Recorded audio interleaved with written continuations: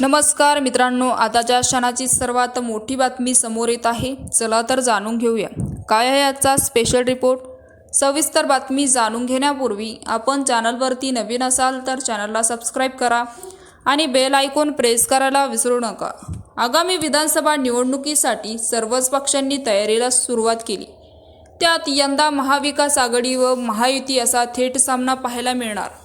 त्यातच मनसेकडून 200 ते 250 जागा लढण्याची तयारी सुरू झाली आहे।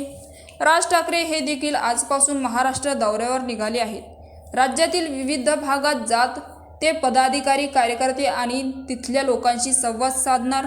मात्र यातच राज ठाकरे हे शरद पवारांचा जुना आवडता डाव यंदाच्या विधानसभा निवडणुकीत खेळण्याची शक्यता आहे।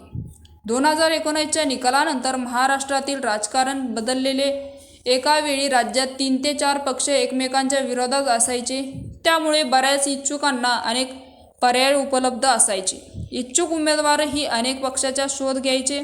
मात्र यंदाच्या लोकसभा निवडणुकीपासून राज्यात महाविकास आघाडी आणि महायुती हे दोनच पर्याय समोर आले। महाविकास आघाडी आणि आता उद्धव ठाकरे गट, शरद पवार गट आणि काँग्रेस आणि महायुती भाजप, एकनाथ शिंदेची शिवसेना आणि अजित पवारांचे राष्ट्रवादी याचा समावेश आहे। या आघाडी युतीमध्ये सर्व पक्षातील इच्छुकांची गोची झाली आहे। ही पोकळी भरून काढण्यासाठी विधानसभा रणनीती आखत राज ठाकरे राज्य दौऱ्यावर निघाले आहेत। तर या विधानसभेच्या निवडणुकीची तयारी म्हणून राज ठाकरे सोलापूरमधून राज्याच्या दौऱ्यावर सुरुवात केली आहे।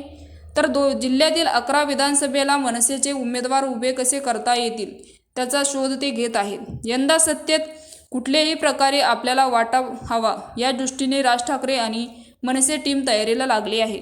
महायुती आणि महाविकास आघाडीत एका पक्षाला तिकीट मिळाले तर इतर 2 पक्षातील इच्छुक नाराज होतील। त्यात एकदा सक्षम बंडखोर उमेदवार मनसे तिकिटांवर उभे राहिला, राज्यात किमान 8 ते 10 आमदार निवडून आले तर मनसेचे महत्त्व पुन्हा वाढेल।